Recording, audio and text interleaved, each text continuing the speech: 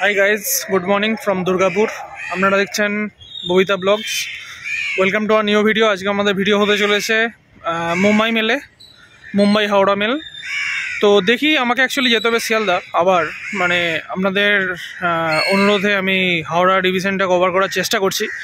তো যাব আজকে ওই ট্রেনটা দিই, যদি ডানকুনি থামে দেন ডানকুনি থেকে সেপারেশনটা আমি দেখিয়ে দেবো, ঠিক আছে? আর চলো ভিডিওটা দেখতে থাকো। ট্রেন আমাদের আসবে একটু পরই, রানীগঞ্জ চলে এসছে, একটা স্টপেজ আসবে, ঠিক আছে?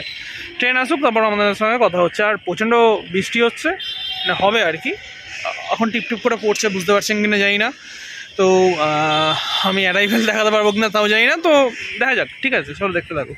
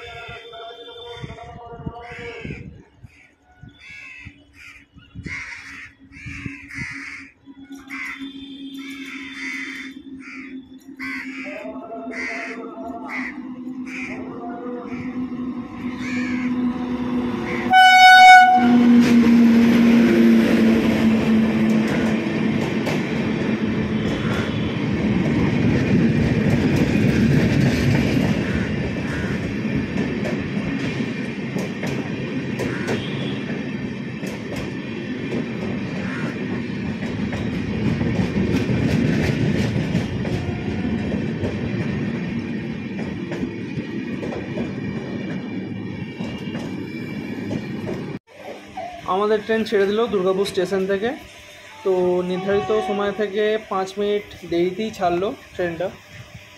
9:10 টাইম ছিল, 9:15 নাগাদ ছাড়লো। তো দেখা যাক হাওড়া স্টেশন কখন পৌঁছায়, সব কিছু ইনফরমেশান তোমাদের দেবো, দেখতে থাকো ভিডিওটা।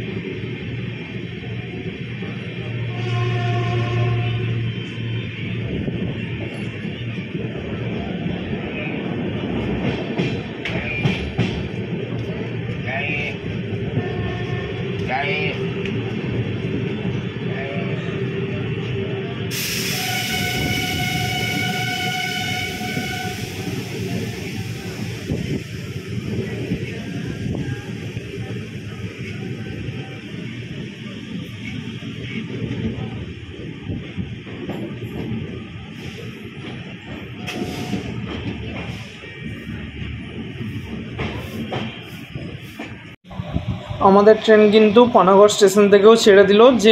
যে মালগাড়িটা আমাদের ওভারটেক করেছিল, মানে যে মালগাড়িটা আমাদের দুর্গাপুরে ওভারটেক করলো, ওভারটেকটা আমি দেখিয়েছি। সেই মালগাড়িটাকে এই ট্রেনটা ওভারটেক করলো, সেটাও আমি দেখিয়েছি। আর এখন ওই মালগাড়িটা ওভারটেক করছে, আবার কিন্তু আমাদের ট্রেনটা ওভারটেক করবে। ভিডিওটা দেখতে দেবো, খুবই ইন্টারেস্টিং হবে ভিডিওটা।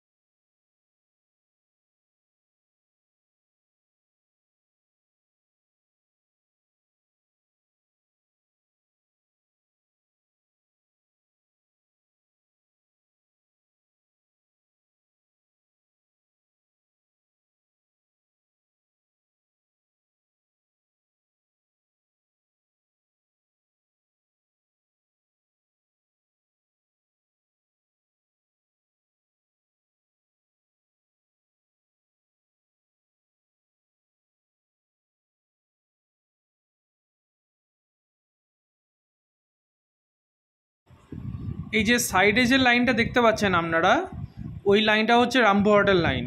মানে খানা জংশন থেকে রামপুরহাট কিন্তু চলে যাওয়া যায় খুবই ইজিলি। খানা ওই জন্য কিন্তু জংশন, এবং খানা থেকে দুটো লাইন যাওয়া যায়। সেটা হচ্ছে এই যে খানা জংশন ঢুকছে, তো যে লাইনটা আমি দেখালাম ওই লাইন দিয়ে আমরা চলে যেতে পারবো রামপুরহাট জংশন। এবং আর আমরা যেদিক থেকে এলাম ওইটা হচ্ছে আসানসোল ডিভিশন, ঠিক আছে। তো দুদিকে কিন্তু চলে যাওয়া যায় খানা জংশন থেকে। আমাদের খানাতে স্টপ নেই, কিন্তু সেদিনকে খানা জংশনে কিন্তু আমাদের ট্রেন কিন্তু দাঁড়িয়েছিল। আমরা এখন চলে এসেছি বর্ধমান জংশনে। 5 মিনিট আর্লি ঢুকেছে গাড়ি।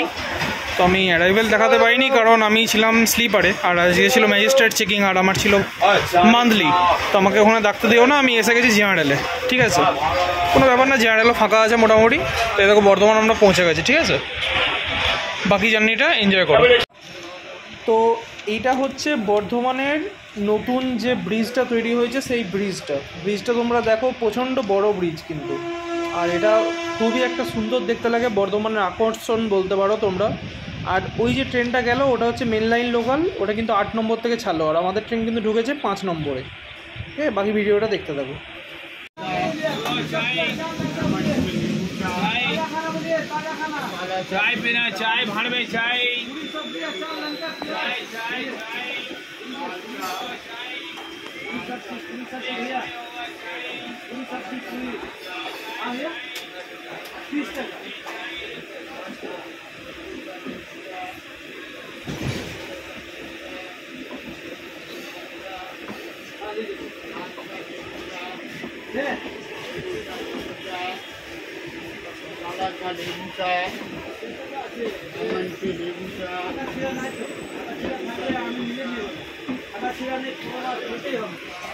আচ্ছা, জেনারেলের সিট কম্পোজিশনটা বলে দিই। সিট কম্পোজিশন হচ্ছে 4/1 নর্মালি যেটা থাকে, ওই দিকে 4টে আর আমি যেখানে বসছি সেখানে একটা।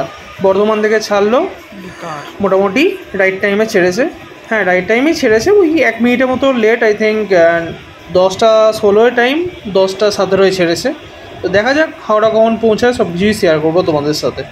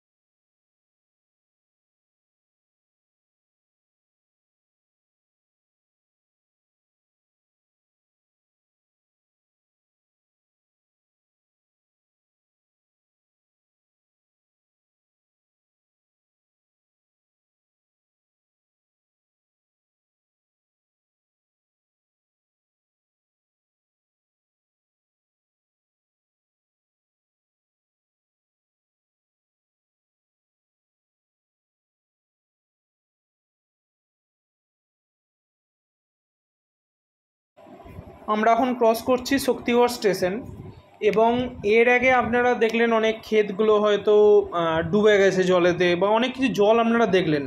তো আপনারা হয়তো চিন্তা করছেন এত জল এলো কোত্থেকে। তো আমি বলে দিই, এর আগের দুদিন মানে আজকে যে ভিডিওটা আমি বানাচ্ছি আজকে হচ্ছে 3 তারিখ, এর আগের দুদিন কন্টিনিউয়াস ননস্টপ কিন্তু প্রায় 30 থেকে 35 ঘন্টা কিন্তু বৃষ্টি হয়েছে এবং দুর্গাপুরে পুরো ডুবে গেছে। আর মানে আমি জানি না ক্ষেতের কোনো ক্ষতি হয়েছে কি বা হয়নি, আমি জানি না, অতটা আমার আইডিয়া নেই, বাট মানে যাচ্ছে তাই বৃষ্টি হয়েছে।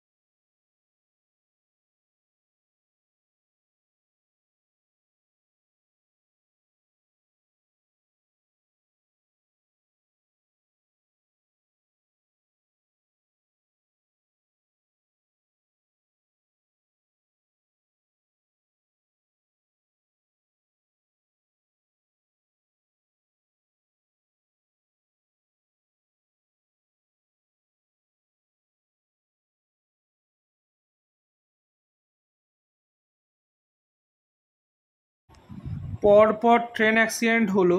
একটা হয়েছে জলপাইগুড়িতে, একটা মালগাড়ি উল্টে গেছে। তারপর কাঞ্চনকন্যা অ্যাক্সিডেন্ট হলো, ঠিক আছে। তো এতগুলো অ্যাক্সিডেন্টের পর সত্যি কথা বলতে যখন 130 বা 135-এ গাড়িটা চালাচ্ছে না আর গাড়িটা যখন নড়ছে, মানে সত্যি আমি মানে ভয়ে পুরো আতঙ্ক হয়েছিলাম। আমি ট্রেনে কোনো দিন ভয় পাই না, যে train is the safest journey, but এখন সত্যি করে বলছি আমার খুবই ভয় লাগে ট্রেনে জার্নি করতে। মানে আই মিন এই ভয়টা তৈরি করেছে কারা? তৈরি করেছে কিন্তু মানে ট্রেনই তৈরি করেছে আই থিঙ্ক। আমি জানি না কেন হচ্ছে বা কিসের জন্য হচ্ছে এই অ্যাক্সিডেন্টগুলো, বাট এটা ডেফিনেটলি দেখা দরকার, কারণ ট্রেনে অনেক লোক কিন্তু জার্নি করে, হাজার হাজার লোক, কোটি কোটি লোক কিন্তু জার্নি করে। তো এটা দেখা উচিত। এইখানে ক্ষেতের অবস্থা দেখো, পুরো জলেতে ডুবে গেছে। আর এই যে আমি বললাম যে 30 থেকে 35 ঘন্টা বৃষ্টি হয়েছে, এটার জন্যও কিন্তু দায়ী আমরা, ঠিক আছে। কারণ এই যে এত মানে গ্রিন হাউস এফেক্ট বা এত যে গরম পড়ছে, এর জন্য কিন্তু আমরা দায়ী। এই যে এত বৃষ্টি হচ্ছে এটার জন্য কিন্তু আমরা দায়ী। আমরা যদি একটু ঠিক মতন চলি, আমরা যদি একটু পলিউশন কমাই, ঠিক আছে, তাহলে কিন্তু এগুলো ব্যালেন্সে থাকে। পলিউশন বাড়ছে কিন্তু দায়ী আমরাই, ঠিক আছে। আমরা এখন কিন্তু পৌঁছে গেছি কামারকুণ্ডু স্টেশনে। কামারকুণ্ডু স্টেশনের ব্যাপারে একটু বলে রাখি। কামারকুণ্ডু স্টেশন থেকে কিন্তু আমরা চলে যেতে পারি মেন লাইনে। আমি প্রথমেই বলেছি যে আমরা মেন লাইনে কিন্তু জার্নি অলরেডি আগেতে করেছি শিয়ালদা অবধি। আজকে কিন্তু আমরা জার্নি করছি কড লাইনে। তো কড লাইন থেকে মেন লাইনে যাওয়ার জন্য কিন্তু আমরা কামারকুণ্ডু স্টেশনে ইউজ করতে পারি। কামারকুণ্ডু স্টেশন থেকে আমরা পৌঁছে যেতে পারি তারকেশ্বর, যেখানে জল ঢালা হয়, ঠিক আছে। তারকেশ্বরের লাইন কিন্তু কামারকুণ্ডু ওপর দিয়েই যায়। তো লাইনটা আমি বলে দিচ্ছি, হাওড়া থেকে ছেড়ে মেল লাইন দিয়ে, মেল লাইনে শ্যাওড়াপুলি বলে একটা স্টপেজ আছে, শ্যাওড়াপুলি হয়ে তারকেশ্বর যায় এই কামারকুণ্ডু স্টেশনের ওপর দিয়ে। ওই যে ওপরে যে ব্রিজটা দেখছো ওই ওপর দিয়ে কিন্তু যায় ট্রেনগুলো, ঠিক আছে। তো এইটা কিন্তু কড লাইন থেকে মেল লাইনে একটা কানেক্টিভিটি পয়েন্ট কামারকুণ্ডু স্টেশন।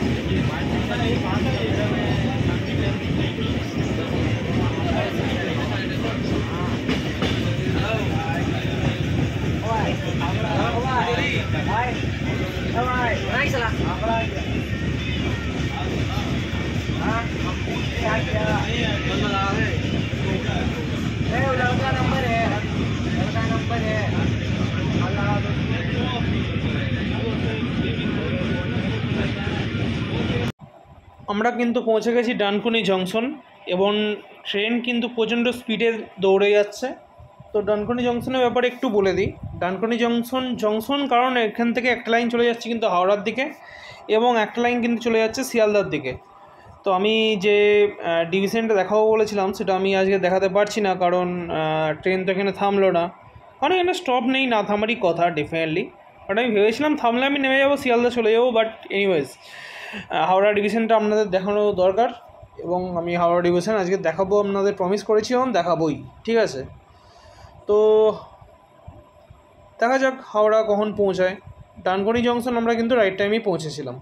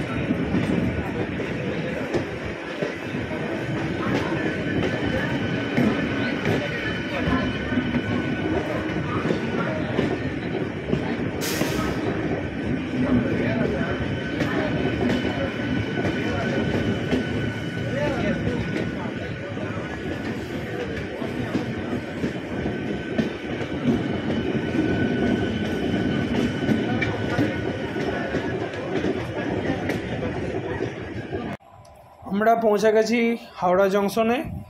আমাদের ট্রেন কিন্তু 10 মিনিট লেটে পৌঁছেছে, কারণ আমাদের ট্রেনের টাইমিং ছিল 11:40, পৌঁছেছে 11:50-এ। কিন্তু দেখে মনে হচ্ছিল ট্রেন রাইট টাইমে পৌঁছাবে, বাট ইয়ার্ডে দাঁড় করিয়ে দিয়েছিল কিছুক্ষণ, আর মাঝখানে কিছুটা ডিলে হলো, বালিতেও দাঁড়িয়েছিল কিছুক্ষণ। তো ঠিক আছে, হাওড়া ঢুক, তারপর আমাদের সঙ্গে কথা বলছি।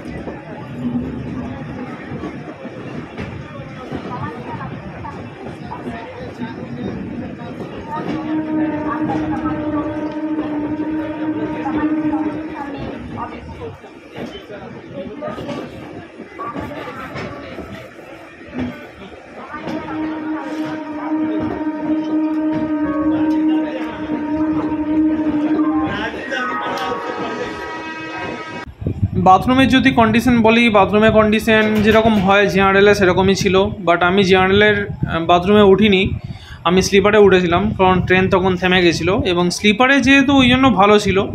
বাট আই থিঙ্ক জেনারেলে ঢুকলে ওখানে টিকতে পারতাম না 2 মিনিটও। তো যাই হোক, মোটামুটি ঠিকই আছে অ্যাভারেজ। তো গাইজ, আজকে ভিডিওটা এই অবধি রাখছি, দেখা হবে পরের ভিডিওয়ে। মোটামুটি রাইট টাইমই এসছে, ওই 5 মিনিটের মতো লেট আছে। তো দেখা হবে পরের ভিডিওয়ে, আবার একটা হাওড়া থেকে ব্লগ করব, ঠিক আছে? দেখা হচ্ছে পরের ভিডিও, চলো টাটা। আর যদি ভিডিওটা ভালো লাগে একটা লাইক, সাবস্ক্রাইব আর শেয়ার করে দিও বন্ধুদের সাথে, ঠিক আছে? চলো টাটা।